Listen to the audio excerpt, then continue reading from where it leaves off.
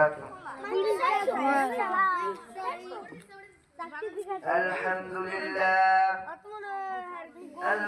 لله نحمده ونستعينه ونستغفره ونعوذ بالله من شرور أنفسنا ومن سيئات أعمالنا ونشهد أن لا إله إلا هو وأشهد أن محمدا عبده ورسوله.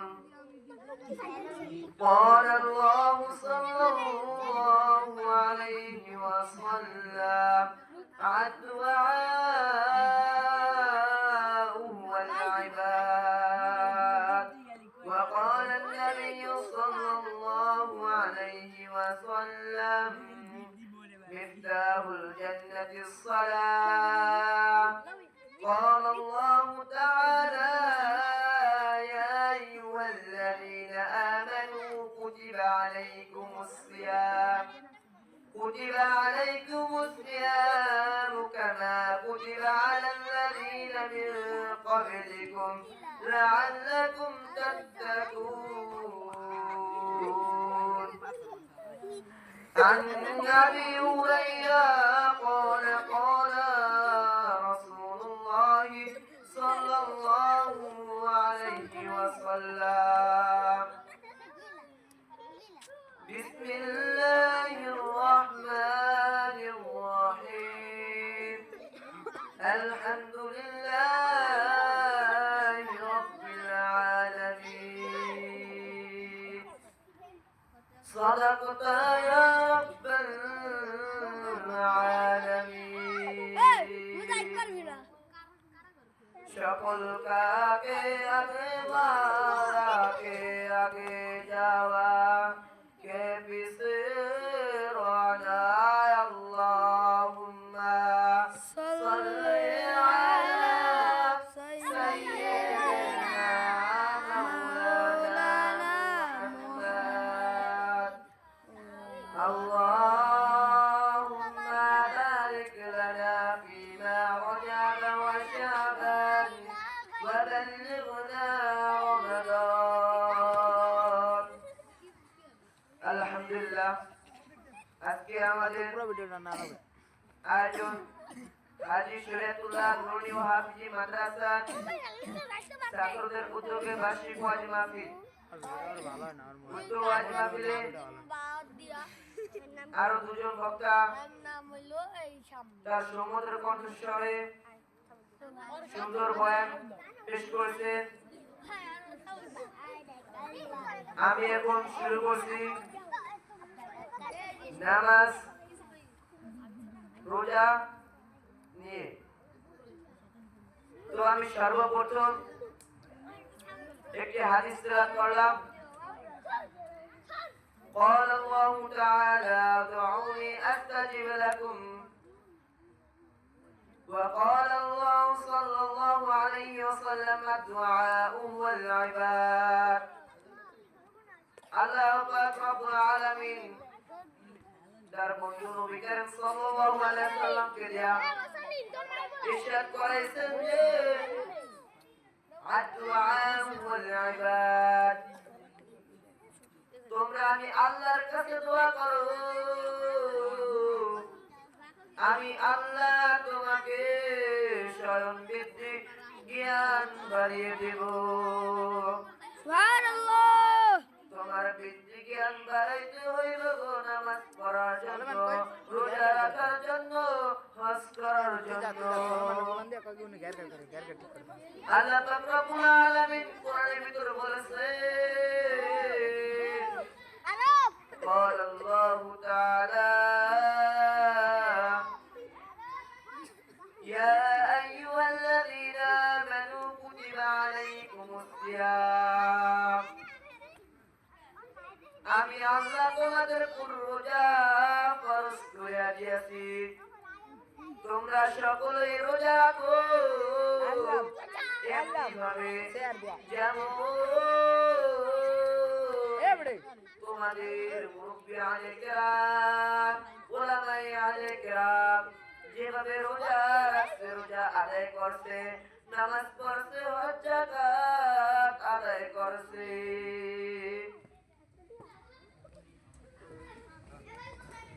রোজা রাখতে হইলে অনেক কিছুই জানতে হবে। সেই মাসলা যদি কারো জানতে হয়, সর্বপ্রথম যাইতে হইবে আলেম ওয়ালামাদের কাছে।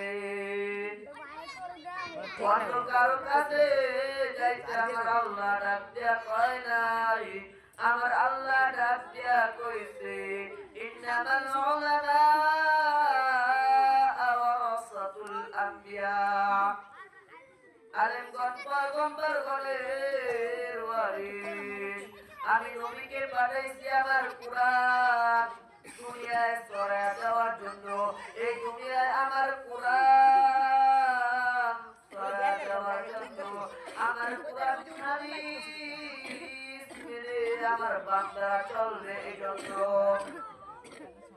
আমার নবী যদি দুনিয়া থেকে শেষ হয়ে যায়, আমার নবী যদি দুনিয়া থেকে পরকালের জন্য চলে যায়, তাহলে আলেমগণ তার ওয়ারিস থাকবে।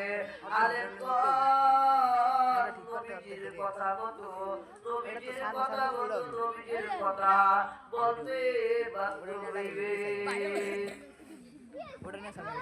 আর যে আলেম বলবে না, সে আলেম মুমিন ব্যক্তি হইতে পারে নাই। সেই আলেম কোনদিন মুমিন বান্দা হইতে পারে নাই। সেই আলেম আল্লাহকে সন্তুষ্ট করার জন্য দ্বীনি শিক্ষা করে নাই।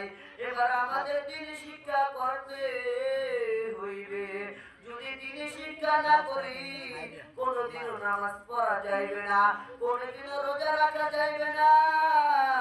যুবক গো, এখনো সময় আছে, দ্বীনি আলেম শিক্ষা করিয়া নাও, দ্বীনি আলেম শিক্ষা করিয়া নাও।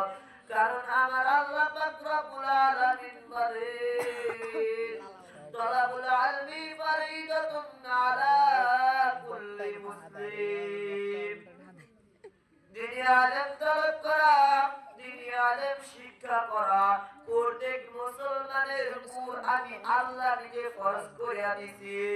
আমার আল্লাহ যদি ফরজ করিয়া থাকে, তাহলে আমরা যদি মুসলমানের ঘরে জন্ম হইয়া থাকি, অতএব আমাদের দ্বীনি আলেম শিক্ষা করতে হইবে। দ্বীনি আলেম শিক্ষা করতে হইলে তলাবুল ইলমিদের কাছে যাইতে হইবে। দ্বীনি আলেম শিক্ষা করতে হইলে তলবে আলেমদের কাছে যাইতে হইবে।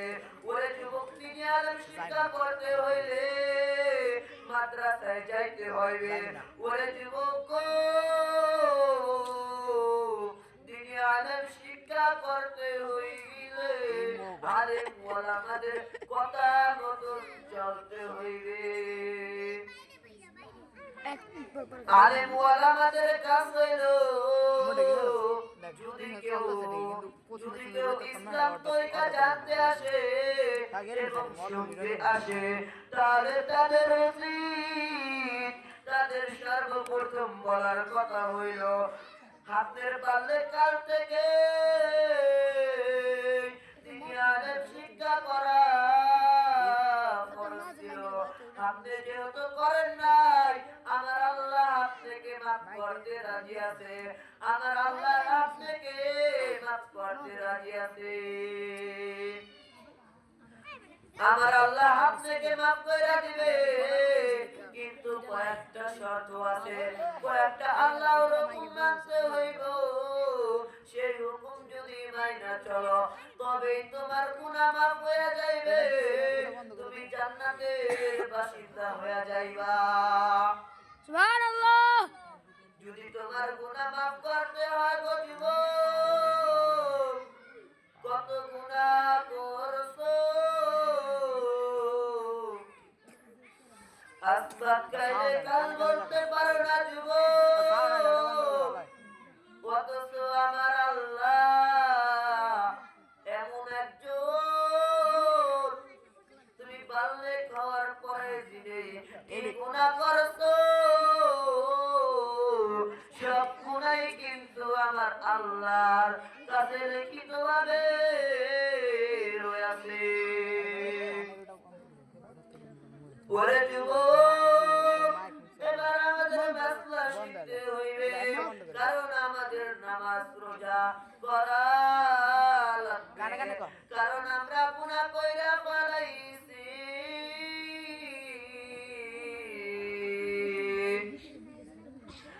কারণ গুনাহ কইরা ফেলাইছে এখন মাফ করতে হইবে মাফ করবে শুধু আল্লাহ মাফ চাইতে হইবে বান্দা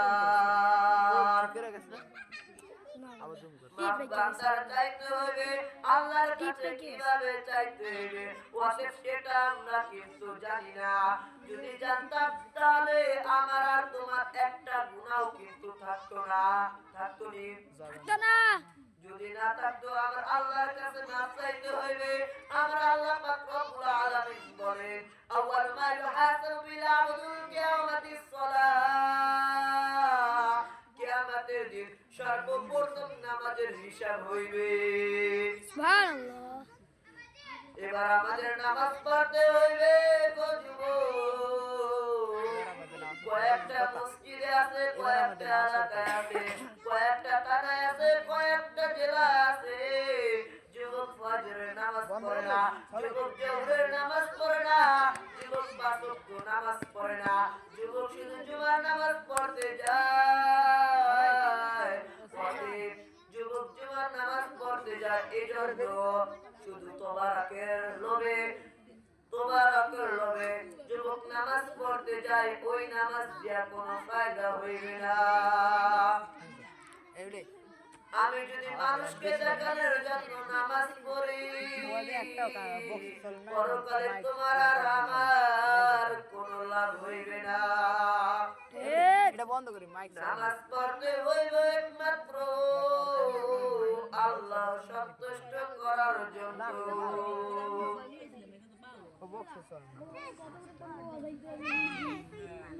নামাজ পড়তে হইবে আমাদের গুনাহ মাফ করার জন্য নামাজ পড়তে হইব দিনদার মুত্তাকিন বান্দা হওয়ার জন্য দিনদার মুত্তাকিন বান্দা হইতে আমরা আল্লাহর খাঁটি বান্দা হইতে হইব যদি খাঁটি বান্দা না হও তাহলে কিন্তু কোনদিন নামাজ পড়তে পারবে না তোমাকে শয়তানে ওয়াসওয়াসা দিতে থাকবে তোমাকে শয়তান ওয়াসওয়াসা দিতে থাকবে যাতে তুমি যুবক নামাজ পড়তে পারবা না তুমি যদি নামাজ না পড়তে পারো জাহান্নাম ছাড়া কোনো উপায় থাকবে না ডরাও লাগে স্টাইল যুবক এবার নামাজ পড়তে অনেক কিছুই জানতে হয় নামাজ পড়তে সর্বপ্রথম তোমার পাক পবিত্র থাকা লাগবে তোমার ঢিলা কুলুপ ব্যবহার করা লাগবে তুমি যদি পাক পবিত্র থাকো তাহলে তোমার ওযু হইবে পাক পবিত্র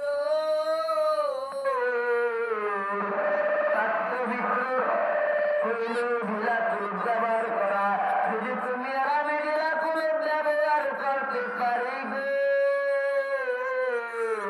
তাহলে আমার পাক পবিত্র থাকা হইবে আর পাক পবিত্র চাবি হইল নামাজ পাক পবিত্র চাবি হইল ওযু ওযুর চাবি হইল নামাজ আমার আল্লাহ পাক রব্বুল আলামিন বলেন তুমি মুহাম্মদ নবীর উম্মত তুমি আমার শ্রেষ্ঠ নবীর উম্মত আমি তোমায় মাফ করার জন্য রাজি আছি কিন্তু তোমার মাফ চাইতে হবে সুন্দরভাবে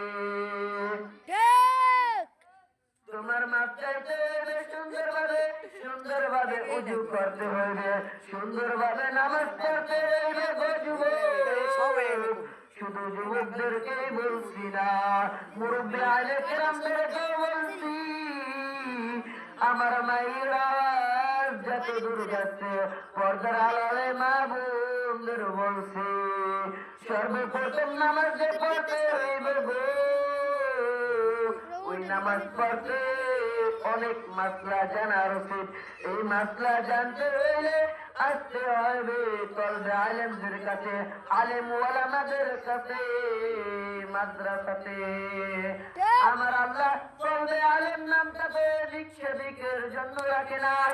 আমার আল্লাহ কলবে আলেম নামটার এত মর্যাদা দিয়েছে, সেই মর্যাদা তোমাকে আমাকে বলে বোঝানো যাবে না।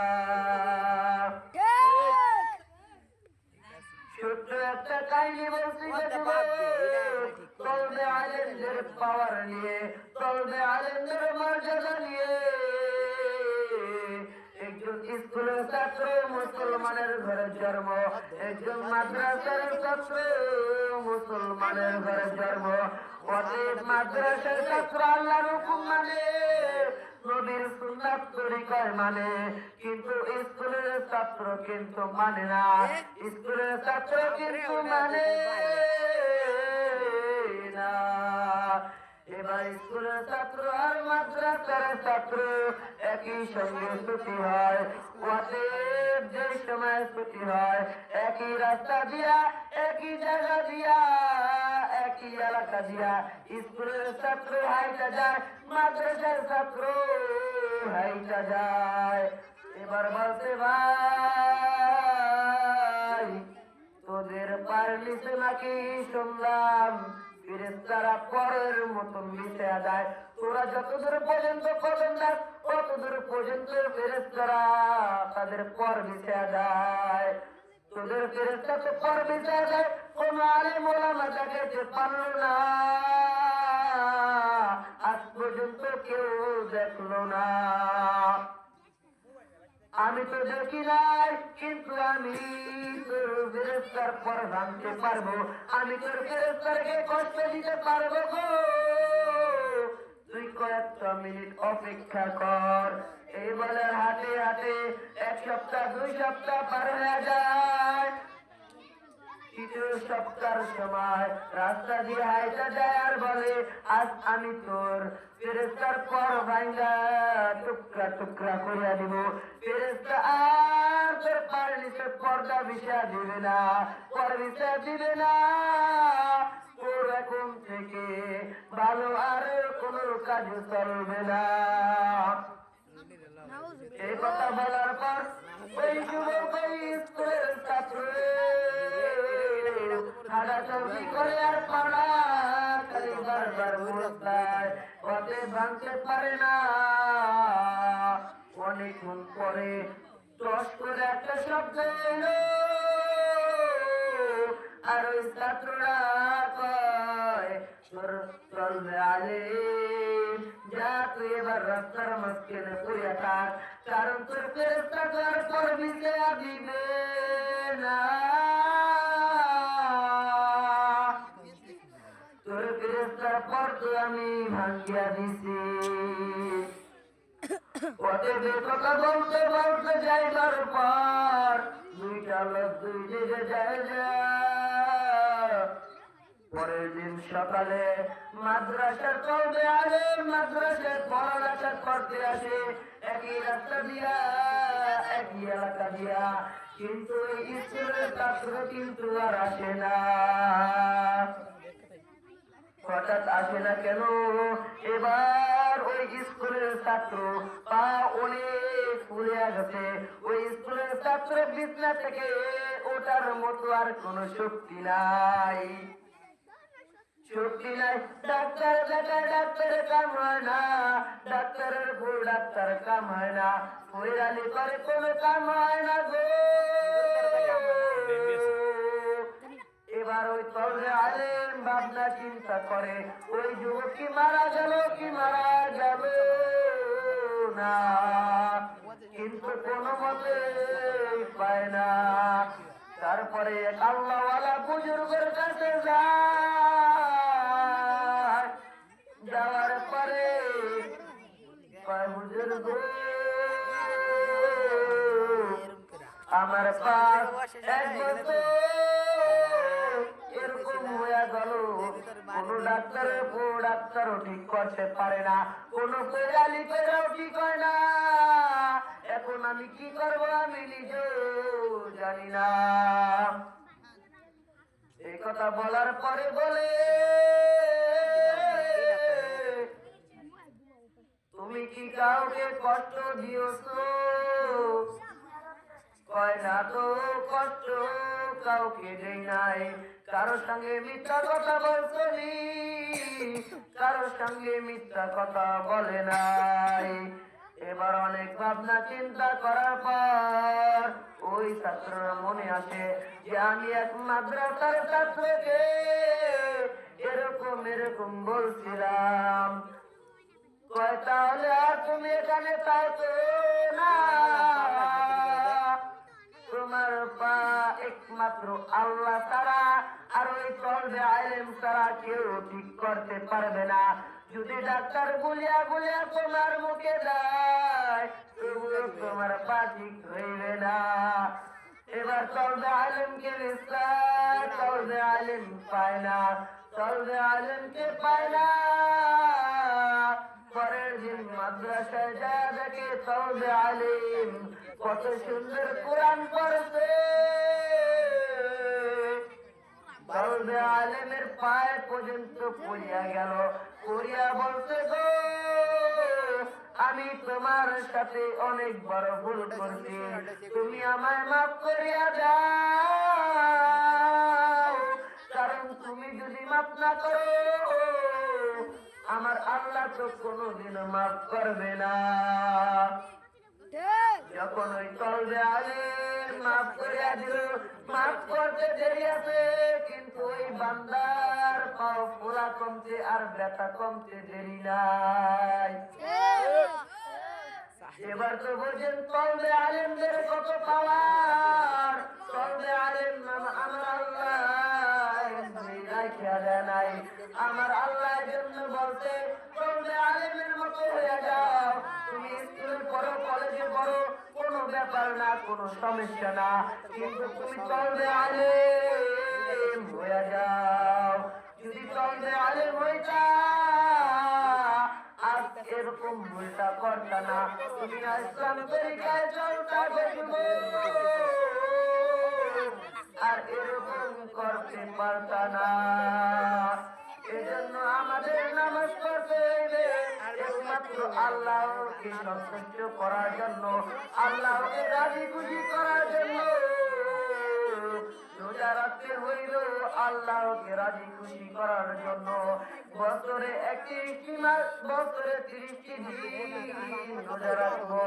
ওই 30টি দিন যদি রোজা রাখতে পারি না তাহলে তুমি আর আমি কেমন যুবক হইলাম? তুমি আর আমি যুবক কেমন হইলাম? 30টা দিন বিহান রাত থেকে মাগরিবের আযান পর্যন্ত না খায় না পান করিয়া থাকতে পারবো না। কারণ যুবক আজকাল বাংলাদেশের মাদকে ভরে গেছে, আজকাল বাংলাদেশে গাঁজায় ভরে গেছে, আজকাল বাংলাদেশে ইয়াবায় ভরে গেছে, আজকাল বাংলাদেশের মদের নেশায় চলে, আজকাল বাংলাদেশের মতো নাই। আজকাল ইসলামে ঠিকই মানে ইসলাম ঠিকই চলে। অতএব তুমি আর আমি মুসলমানের ঘরে জন্ম সেটা গর্ব করে বলে। অতএব কিন্তু রাতের বেলা মদ পান করে আমার আল্লাহকে কিন্তু একবারও ডাকে না, এজন্যই রোজা রাখতে পারে না, এজন্যই নামাজ পড়তে পারে না। যুবক সময় আছে, সময় আছে, এখনো ঠিক হয়ে যাও, এখনো সময় আছে। নিজের জীবনটাকে পার করিয়া দিও না, নিজের জীবনটাকে গুড করিয়া নাও, আমার আল্লাহ তোমাকে ঠিকই মাফ করিয়া দিবে। তুমি যদি আমি আল্লাহর হুকুম মানো, আমার আল্লাহর জন্য বলে قال الله تعالى উদউনি আস্তাজিব লাকুম, তোমরা আমাকে ডাকো আমি তোমাদের ডাকে সাড়া দেব। যুবক নিজের জীবনটাকে বরবাদ বানিয়ে দিও না, এখনো আল্লাহকে ডাকো, আমার আল্লাহ তোমাকে মাফ করার জন্য রাজি আছে। আজকাল রাজনীতি করো, রাজনীতি করতে সময় মনে নাই, আমার আল্লাহর হুকুম মেনে রাজনীতি করো, আমার আল্লাহর কোরআন নিয়ে রাজনীতি করো। আমার আল্লাহর কোরআন নিয়ে রাজনীতি করো। আমার আল্লাহ কয় সবচেয়ে বেশি শক্তিমান, কারণ তুমি আমি নামাজ পড়তে যা সূরা ফাতিহা ঠিকই পড়ি, অতএব মুয়াজ্জিন আজানও দেয় আর বলে আল্লাহ সবচেয়ে বড়। আল্লাহ যদি সবচেয়ে বড় হয়, তুমি কেন চেয়ারম্যানের পায়ে পড়ো, তুমি কেন মেম্বারের পায়ে পড়ো, তুমি কেন সরকারের পায়ে পড়ো, তুমি আমার আল্লাহর ঘরে কেন যাও না, তুমি আমার আল্লাহর কাছে কেন মাফ চাও না? আমার আল্লাহর কাছে মাফ চাইতে হইবে, ঠিক মতন নামাজ আদায় করতে হইবে, রোজা রাখতে হইবে, হজ করতে হইবে, যাকাত দিতে হইবে। কে কে এইগুলা মানিয়া চলতে পারবেন? একটু দুই হাতটা জাগান। আমার আল্লাহ পাক রব্বুল আলামিন আপনাকে আমাকে মেনে চলার তৌফিক দান করুন। যুবকদেরকে ইহদিনাস সিরাতাল মুস্তাকিমের রাস্তায় চলার তৌফিক দান করুন। সকলে বলে আমিন। আমিন। যুবকদেরকে আগে মাঝে চলার তৌফিক দান করুন। যুবকদেরকে আজও সিরাতাল মুস্তাকিমের রাস্তায় আসার তৌফিক দান করুন। সকলে বলে আমিন। আজ থেকে আমরা সকলে নামাজ ছাড়বো না, পাঁচ ওয়াক্ত নামাজ জামাতের সহিত আদায় করব, রোজা রাখবো, হজ করবো, যাকাত দিব, কালিমা পড়ব, আমার আল্লাহর হুকুম মেনে চলবো। আমি এই বয়ানের ভিতর যত কিছুই বললাম, আমার আল্লাহ সকলকে মেনে চলার তৌফিক দান করুন। আল্লাহ পাক রব্বুল আলামিন সকলকে বুদ্ধি জ্ঞান হায়াত বাড়িয়ে দেন। আমিন। সকলকে নামাজ পাঁচ ওয়াক্ত পড়ার তৌফিক দান করুন। আমিন। সকলে নামাজ পড়ব পাঁচ ওয়াক্ত জামাতের সহিত, রোজার মাসে 30টা রোজা সকলেই রাখবো, সকলে নিয়ত করে রাখবো আমরা হজ করবো, যাকাত দিব, কালিমা তো পড়ছি, কালিমা মেনে চলার মতো মেনে চলবো। ঠিক। ওয়া আখির আলহামদুলিল্লাহ। আমার বয়ান এই বলিয়া শেষ করে দিলাম। আমার আল্লাহ পাক রব্বুল আলামিন জানি সকল যুবকদেরকে ইসলামী তরিকায়, নবীর তরিকায়, আল্লাহর হুকুম আহকাম মেনে চলার তৌফিক দান করে। আল্লাহ পাক রব্বুল আলামিনকে সকলে কবুল আর মঞ্জুর করে দেন। আমিন। এখন দোয়া হবে, সকলে দুরূদ শরীফ পড়ে নেন, সূরা ফাতিহা, সূরা ফালাক পড়ে দেন। স্যার দোয়ার পরে দে, হুজুর দোয়ার পরে দে, এবারে মোদ